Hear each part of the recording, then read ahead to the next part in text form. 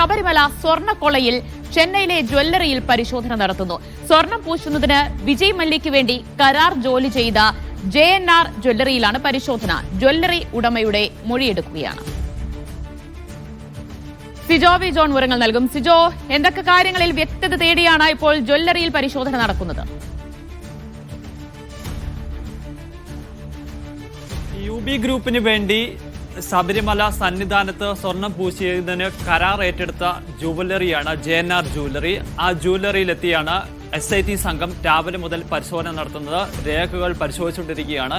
ഏറ്റവും പ്രധാനപ്പെട്ട കാര്യം എന്ന് പറയുന്നത് ശബരിമലയിൽ ഏത് തരത്തിൽ എത്ര സ്വർണം ഇവിടെ പൂശുന്നതിന് ഉപയോഗിച്ചിട്ടുണ്ട്, അതേതെല്ലാം ആളുകളാണ് ഇതിൽ പങ്കെടുത്തത് തുടങ്ങിയ വിവരങ്ങളാണ് തേടുന്നത്. അതിലൊരു വ്യക്തത വരുത്തിയതിനു ശേഷം എങ്കിൽ മാത്രമേ ഇതുമായി ബന്ധപ്പെട്ട കൂടുതൽ പരിശോധനകളിലേക്ക് പോകാൻ സാധിക്കുകയുള്ളൂ. ഇത് ആദ്യഘട്ടം മുതൽ ഇതിന്റെ തൂക്കത്തിൽ ഒരു വ്യത്യസ്തത നിലനിൽക്കുന്നുണ്ട്.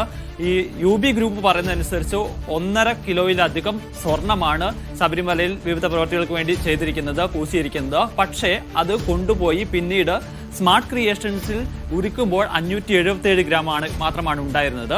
അതാണ് അന്വേഷണ സംഘത്തിന്റെ പ്രധാനപ്പെട്ട ഒരു സംശയം എന്ന് പറയുന്നത്. എന്തുകൊണ്ടാണ് ഇത്ര വ്യത്യാസം ഈ സ്വർണത്തിൽ വരുന്നത് എന്നുള്ളത് ഇവരുടെ സംശയം എന്ന് പറയുന്നത്, ഒരുപക്ഷെ അവർ UB ഗ്രൂപ്പ് പറഞ്ഞതുപോലെ അത്രയും ചെയ്തിട്ടുണ്ട് എന്നുണ്ടെങ്കിൽ ഇതിനിടയ്ക്ക് വെച്ച് എപ്പോഴോ ഈ സ്വർണ്ണപ്പാളികൾ മാറ്റിയിട്ടുണ്ട് എന്നുള്ളൊരു സംശയമാണ്. അതുകൊണ്ടാണ് ഈ കാര്യങ്ങളിലെല്ലാം വ്യക്തത വരുത്തുന്നതിന് വേണ്ടിയിട്ട് അതിന്റെ പ്രാഥമിക ഘട്ടം എന്ന നിലയിൽ അന്നത്തെ കണക്കുകളിലേക്ക് പോകുന്നത്.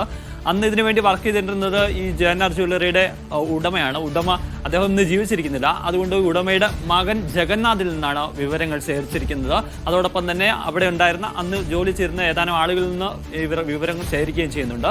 2 ദിവസമായി പ്രത്യേക അന്വേഷണ സംഘം ചെന്നൈയിൽ ക്യാമ്പ് ചെയ്ത് മൊഴി വീണ്ടും എടുത്തിട്ടില്ലേ SIT? വീണ്ടും രേഖപ്പെടുത്താനുള്ള ശ്രമം നടക്കുന്നുണ്ട്. ആദ്യഘട്ടത്തിൽ നൽകിയ വിവരങ്ങളിൽ ഒരു കൃത്യതയില്ല. അതുകൊണ്ടാണ് കൂടുതൽ വിവരങ്ങൾ തേടാൻ വേണ്ടി തീരുമാനിച്ചിരിക്കുന്നത്.